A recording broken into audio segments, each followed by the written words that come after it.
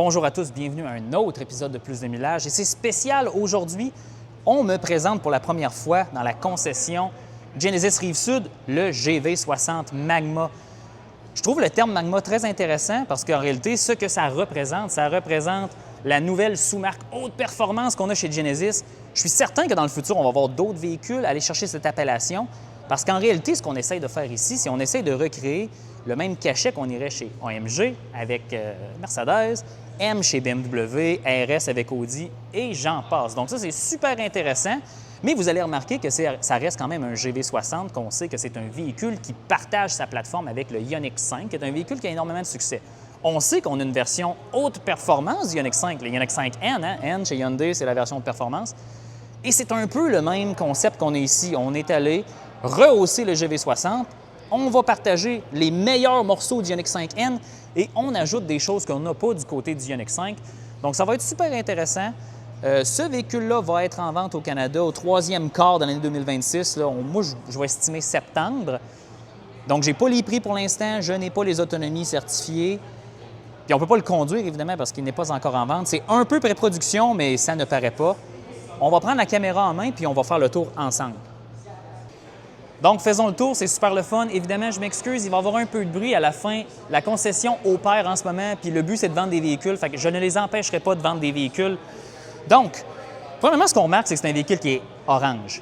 Magma, sa couleur, c'est orange. Vous savez, hein, Audi, RS, on a argent, on a rouge. BMW, hein, c'est les trois couleurs, bleu, blanc et rouge. Bien, eux, ils ont décidé orange, c'est notre couleur de prédilection là, pour notre image de marque. Donc, c'est la couleur de lancement. On voit aussi que la calandre est un peu différente, puis on va aller chercher évidemment des éléments pour améliorer le refroidissement. Hein. Dans le fond, ici, on a ces trois petits trous-là qu'on n'a pas sur le GV60 traditionnel, parce qu'évidemment, on a une suite de refroidissement qui est beaucoup plus performante que ce qu'on aurait dans le GV60 normal. C'est tout à fait normal. On a l'intégration du radar pour le système d'aide à la conduite. C'est la même chose qu'on verrait dans les autres produits là, Genesis, Kia, Hyundai. Il n'y a rien de nouveau ici, donc on ne passera pas trop de temps.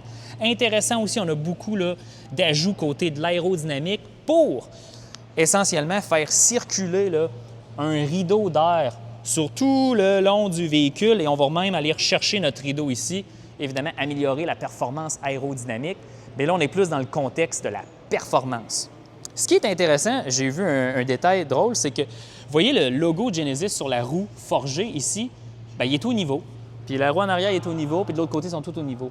Nous sommes en présence de quelque chose qu'on verrait comme chez Rolls-Royce. Il y a un roulement à billes ici et le logo Genesis va toujours être au niveau. Ça, c'est une touche fascinante. On ne voit pas ça souvent, mais bon, c'est bien de voir ça. C'est dans ce véhicule-là. Je vous ai dit, c'est des roues forgées, donc ils sont plus légères. On a des gros freins. On a des...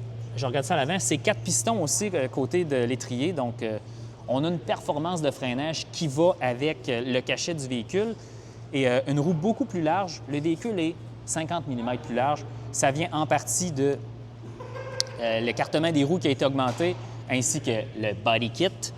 Ensuite, il y a des choses qui ne changent pas, évidemment. Si on vient chercher les poignées de porte rétractables qu'on voit dans les produits EGMP, ça ne change pas.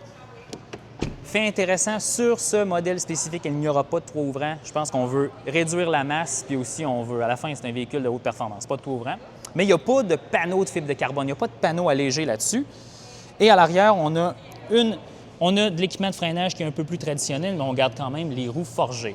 Et là, Hyundai et Kia et Genesis sont quand même à l'avant-garde sur la transition de port CCS à NACS. Ici, c'est réglé, c'est NACS.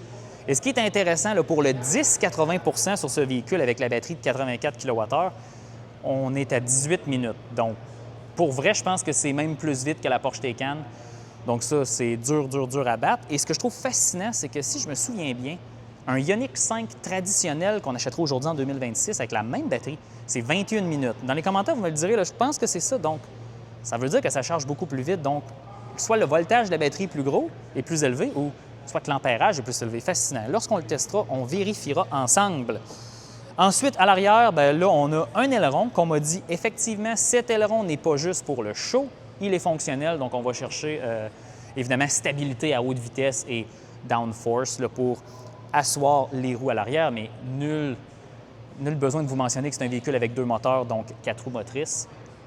Parlant de ça, la puissance, on est autour de 609 chevaux et plus de 700 livres-pieds de couple.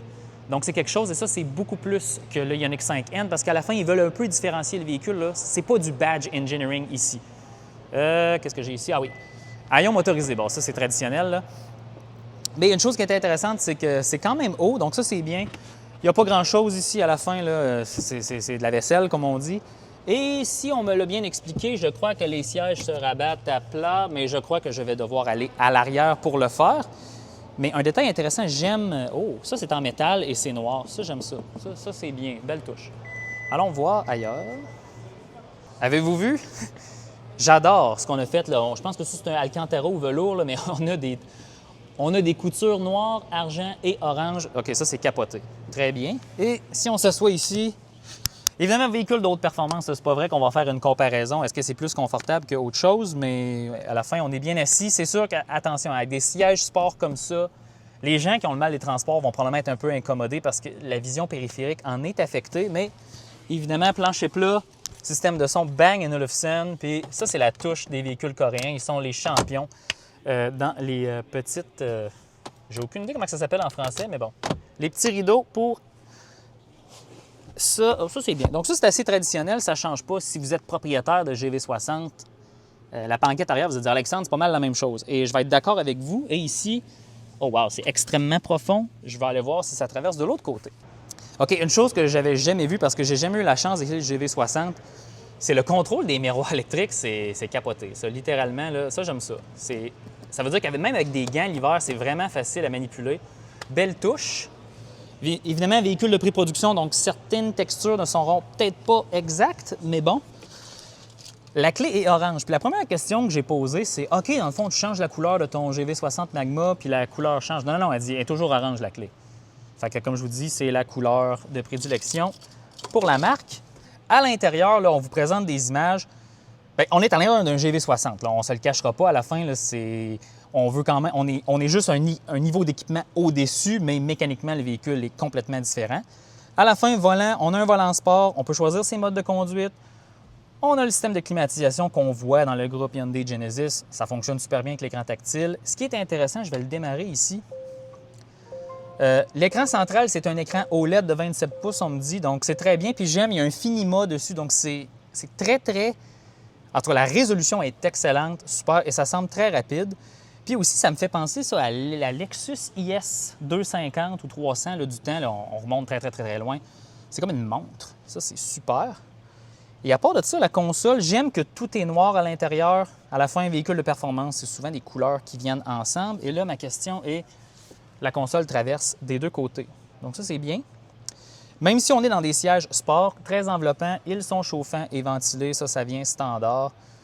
Donc, à la fin, là, vous avez tout ce que vous avez de besoin. Puis là, je regarde mon chiffre d'autonomie, j'étais à 70 %, on me dit 256 km. Personnellement, moi, j'estime qu'on va être très proche de l'autonomie Enercan du Ioniq 5N. À la fin, ça reste la même motorisation.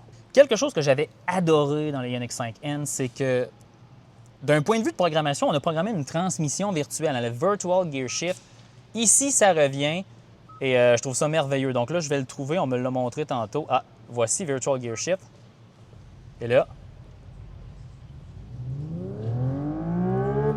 vous comprenez, vous l'avez vu dans mon vidéo d'Ioniq 5N, on a simulé une transmission séquentielle ou manuelle et ça revient. Et pourtant, beaucoup de gens disaient « Mais non, c'est inutile tout ça », mais ça rehausse tellement l'expérience. Puis vu que c'est virtuel, tu n'as pas peur de la briser. Donc ça, pour vrai, je pense que plus ça va aller, plus les véhicules électriques vont aller chercher des éléments comme ça, des véhicules thermiques pour rehausser l'expérience et tout ça.